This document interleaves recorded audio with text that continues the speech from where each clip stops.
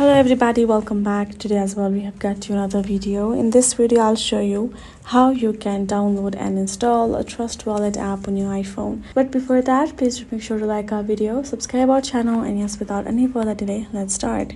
So for that, go ahead, open up your app store, go to search and cross this out and type in Trust Wallet respectfully. And then once you have got it, tap on this and tap on get option given right over here. Double click and wait till the particular blue circle is completed for the downloading purpose.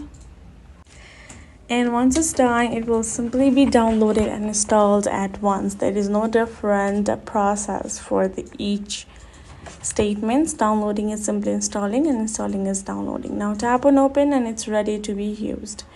Now you can go back and check out the app right over here in your phone, located, and that is it.